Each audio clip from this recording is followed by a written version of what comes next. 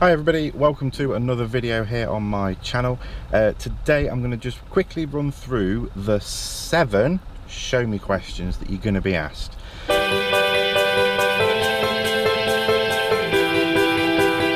So I'm just going to run through them with my car. Now it might all be different for each of your cars that you're learning, so make sure you go through these when you're sat still so that you can understand how to use these when you're on the move.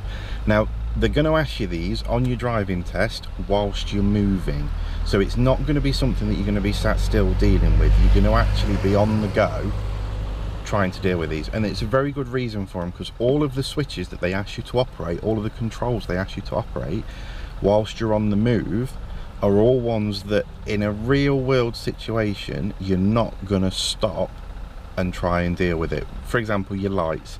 If you're driving down a motorway and it starts to get dark, you're not going to pull over onto the hard shoulder just to switch your lights on. You're going to switch them on as you carry on going. And that's the same thing with all of the controls that they're going to ask you to do whilst you're on your driving test. So I work from right to left just because it's the easiest way to work this in my car. So the first one they're going to ask you is to open and close a side window. So that involves you operating your electric windows or wind windows depending on what car you're learning in.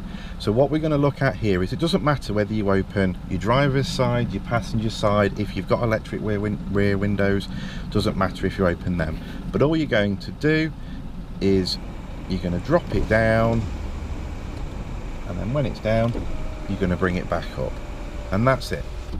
Doesn't matter, like I say, if you open 2 windows, 1 window, as long as you're opening one and closing one, that's what they're looking for. But what they're actually making sure that you're doing at this point is you do it when you're safe. So you're driving along down the road, just before you do it you're going to make sure you're nice and central, have a good look in your mirrors just before you do it, just in case something doesn't quite go right.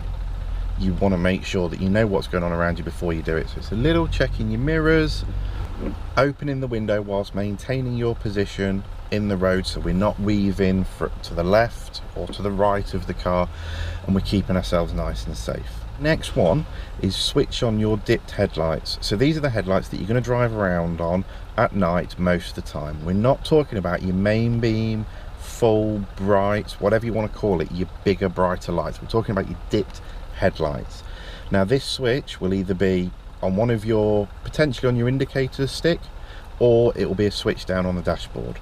My car has a switch down on the dashboard, and you can see it's got automatic side lights, and then the final symbol, which is a dipped beam. You can just see it there coming out of the light bulb. So I would switch it all the way round to my dipped beam there. Again, before you do this, make sure you know where the switch is, make sure that everything is nice and safe around you, and then operate it. The third one, and the third one is sounding your horn. Again, these are different for every car. Some are on the end of your wiper or indicator stalks, and some are in the middle of the steering wheel. In this one, it's in the middle of the steering wheel, so you just push that, it sounds the horn, and that's it. That's all you need to do. The only thing to think about sounding the horn is what is going on around you. So if going on around you, if you're in a busy town centre and there's lots of pedestrians, I wouldn't suggest it's a good idea to sound it at that point, because what you might do is make one of them jump. What you want to do is just make sure that it's nice and safe, you're on a straight road, and you're not going to confuse anybody by sounding the horn at this point. Okay, so the next one is questions 4 and 5, which is your washing of the front windscreen and washing of the rear windscreen. Now the separate questions, you'll either be asked to do one or the other. So again, what you do, you want to make sure you know where the switch is for this in your vehicle, and then all you do is you operate it. In my car I have to pull it towards the steering wheel to operate the front one, so I'll do that, pull it, hold it for a second, the water comes up on the screen, and then I let go of it. Just make sure that you get a bit of that water, you screen wash out of the car onto the screen, and then they will do it themselves.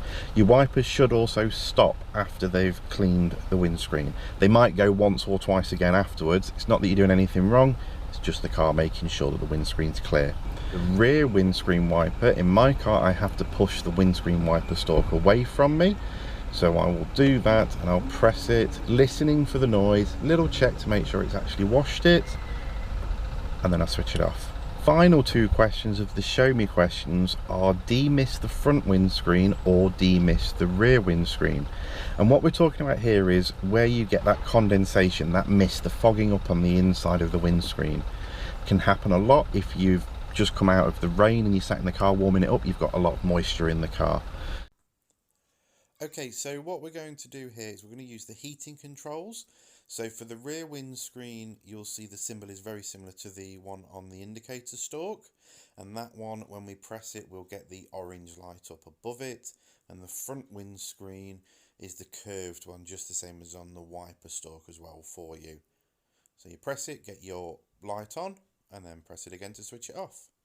Your front one, press it, get my little light on, and then press it again to switch it off.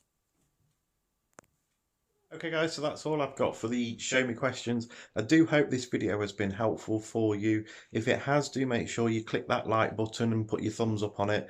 If it is the first time coming to my channel, make sure that you do subscribe up here somewhere. Turn on that notification bell and I'll see you in the next one. Good luck with your test guys. Thank you very much for watching. Bye bye.